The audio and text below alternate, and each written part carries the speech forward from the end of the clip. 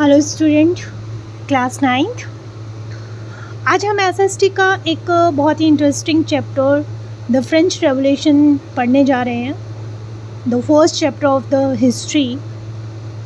French revolution, France के अंदर, और रेवोल्यूशन का मतलब होता है क्रांति, है ना। तो वहाँ पे फ्रांस की क्रांति शुरू हुई थी।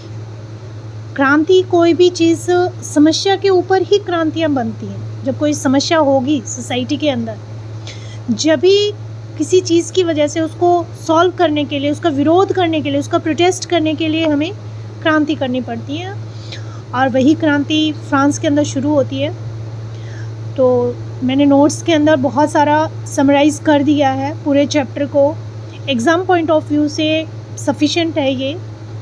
The French Revolution began in 1789 in France. It brought major political and social changes. It ended the rule of monarchy and gave birth to the ideas of liberty, equality and fraternity. तो जो French revolution है वो शुरू होती है, आपको ये date ज़रूर याद रखनी है, 1789। कहाँ पे शुरू हुई थी? फ्रांस में शुरू हुई थी। और जब क्रांति शुरू हुई तो उससे कुछ चेंजेस आते हैं। तो हमारी पॉलिटिकल और सोशल में बहुत ज़्यादा चेंजेस आते हैं। मोनार्की का इसमें एंड हो जाता है। और कुछ जो वर्ड्स, 3 वर्ड्स हैं इसके अंदर जिसे आपने याद रखना है: liberty, equality and fraternity. Fraternity, equality, liberty, ये तीनों वर्ड्स आपको याद रखने हैं, क्योंकि यही 3 वर्ड फर्स्ट टाइम फ्रांस के अंदर इंट्रोड्यूस्ड हुए थे आफ्टर द फ्रेंच रेवोल्यूशंस। तो इस तरह के कुछ शब्दों ने, पहले इन शब्दों का कोई वैल्यू नहीं था, लेकिन फ्रेंच रेवोल्यूशन के बाद, उसके शुरू होने से ये वर्ड्स एग्जिस्ट करने लगे।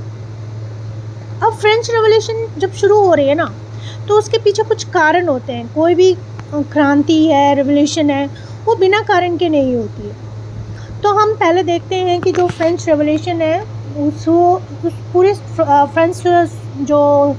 फ्रांस था, उसमें जो सोसाइटी थी ना, वाज डिवाइडेड इन 3 एस्टेट्स। उसको 3 स्तरों में बांटा गया था: first estate, second estate and third estate. जो फर्स्ट एस्टेट्स थे उसके अंदर क्लैरेजी आते थे, चर्च के ऑफिशियल्स आते थे। चर्च मतलब चर्च में जो उनके गिरजाघर हुआ करते थे, उनके जो पुजारी होते थे वो लोग। फिर सेकंड जो एस्टेट्स थे वो नोबल्स आते थे, यानी कि राजा के परिवार के मतलब शाही लोग। और जो थर्ड एस्टेट